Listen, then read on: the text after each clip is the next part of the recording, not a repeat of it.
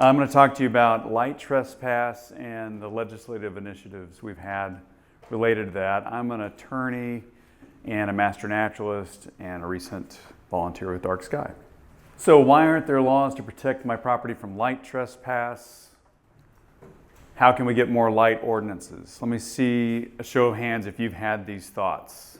I figured it'd be about 100% here in this room.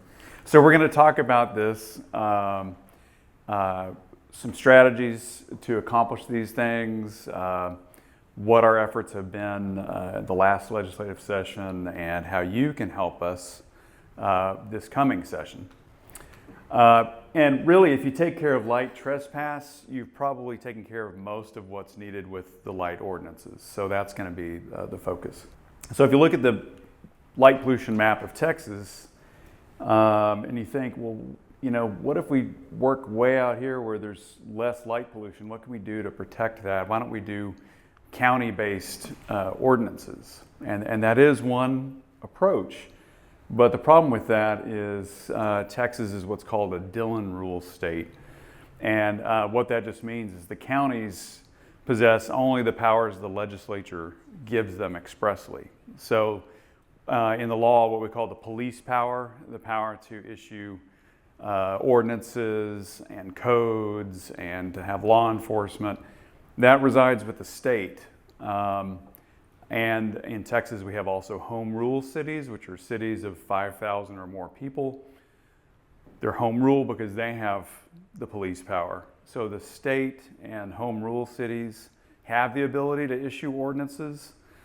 Counties don't because they haven't been expressly given that by the legislature. Counties are very weak in Texas. They don't have much regulatory authority at all. And the trend has actually been in not giving more authority. If you'll remember, probably about 10 years ago now, several municipalities even had like anti-plastic bag ordinances. Obviously, most cities have tree ordinances. Well, the legislature actually over the last decade has wiped out the plastic bag ordinances, and in this last session, the legislature actually wiped out local tree ordinances. So the trend is kind of the opposite direction for the state to give less authority or to take away authority. And so that's a problem when you factor in that there's 254 counties in Texas. So if you try to approach this on a county by county basis, it's going to be very slow and very difficult. And many counties have expressed to us in past legislative efforts that they don't want the responsibility of trying to enforce specific light ordinances.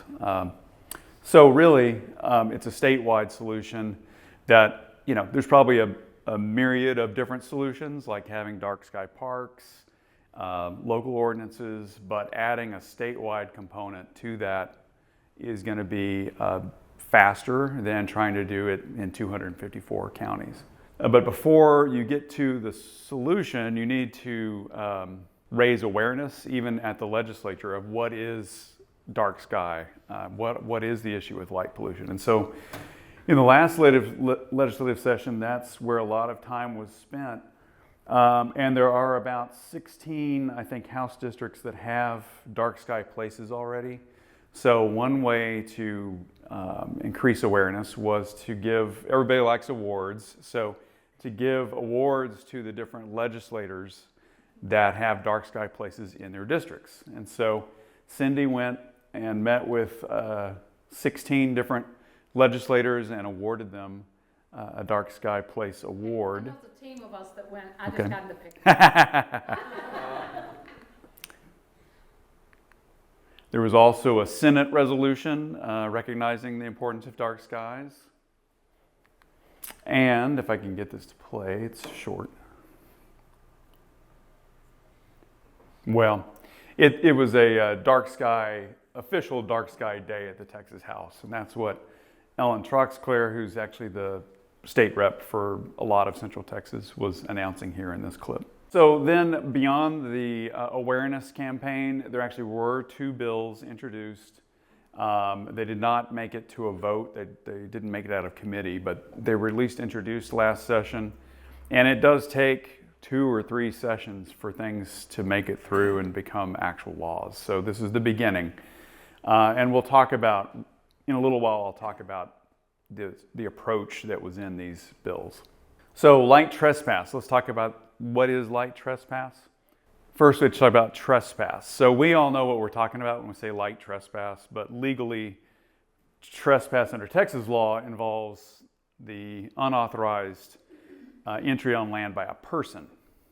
So when we are talking about light trespass, we're not talking about a person, we're talking about something, light crossing a property line. And when it's something other than a person under Texas law, that's what's called a nuisance.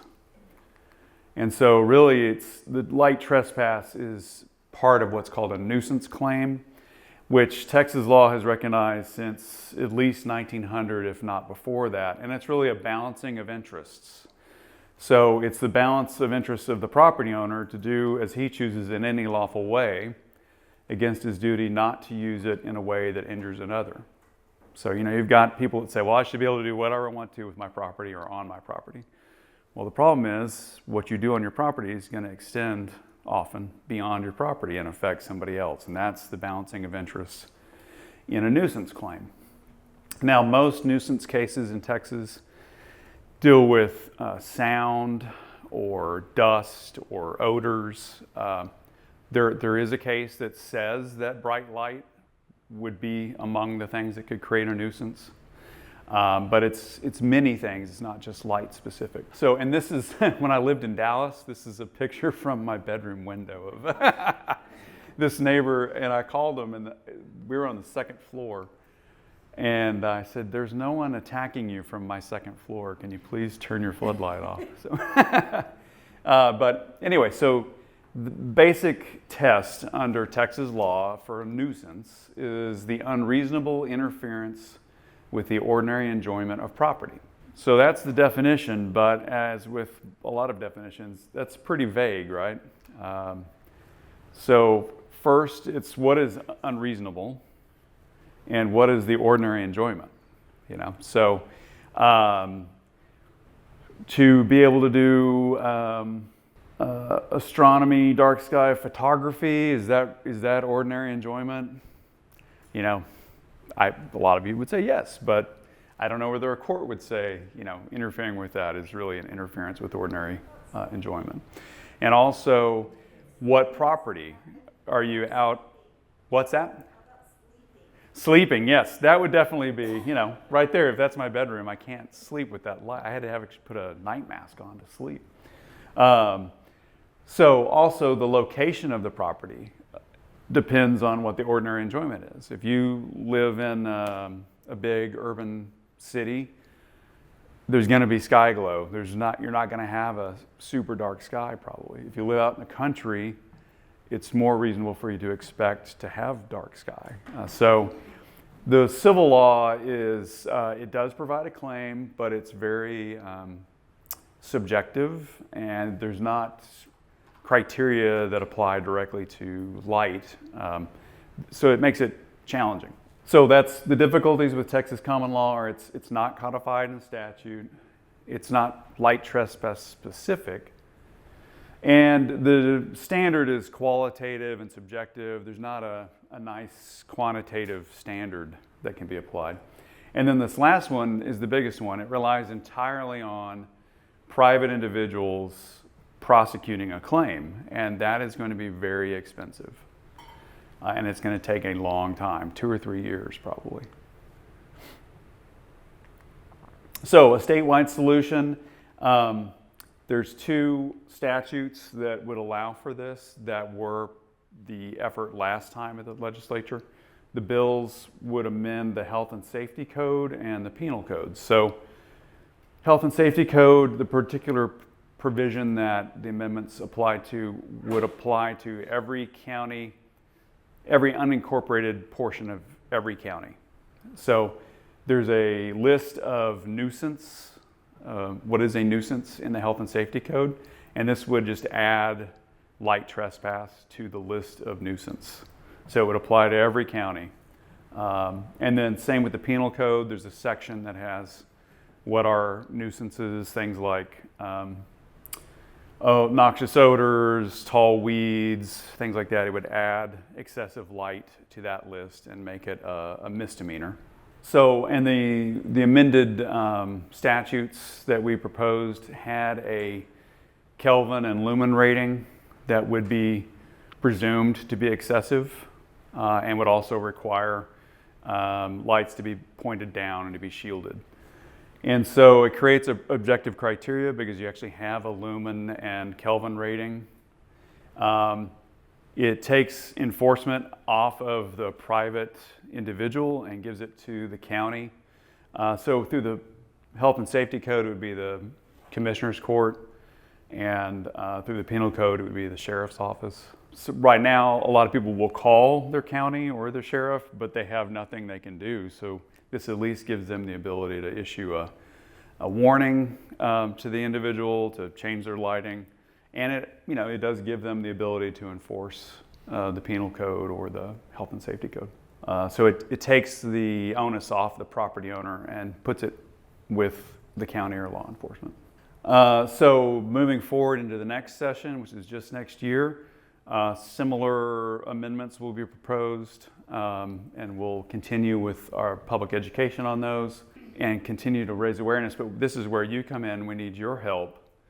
DarkSky needs you. And the way you can help is that for everyone in here, we'd like you to take at least one example of light trespass in where you live, and take a picture and submit it to our website by the end of this month, because we can use all these examples with legislators. And I'll show you where you do that. So go to the website. At the top menu, there's a pull down for programs. Pull that down, and there's a light trespass in that menu. And there, it's very simple. You just upload the image. We will not disclose your name, but we need to know who you are so we can backtrack and talk to you about the specific property. But you put in your name, upload the image, and then you give a description of the issues it's causing. And we've already got maybe 20 images on that project, but the more we have, the more we can, that will apply to specific legislators and the more examples we have. Yes? What things do you need to know about the location? The county? The county. It doesn't really ask for the address of the property. I didn't know if you needed to know what kind of business it was. That would help. We asked if it's commercial or residential or public, and what county it's in. You'll also give a little bit more information, but that's all that goes on the website. Yes, ma'am. So this sounds very exciting, and it's actually DarkSky Texas that is going to the legislature and trying to get this passed, right? Yes. So that's why we take a picture, like I can do my next door neighbor, that's easy.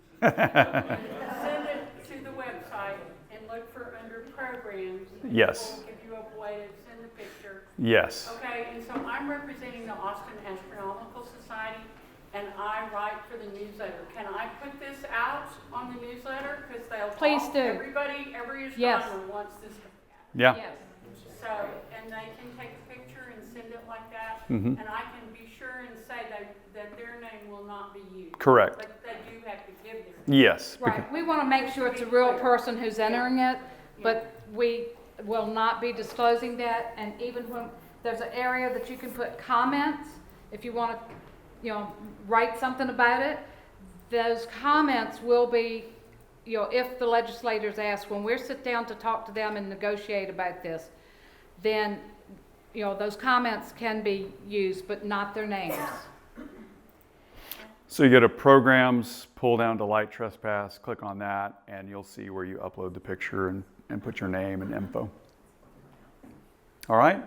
Yes, sir. What happened when you called your neighbor on the second? He did turn it off, but then I noticed if my dog was barking too much, it would come back on as sort of like retribution. So, yeah. And then I moved. So now I live down here. All right. Well, thank you very much.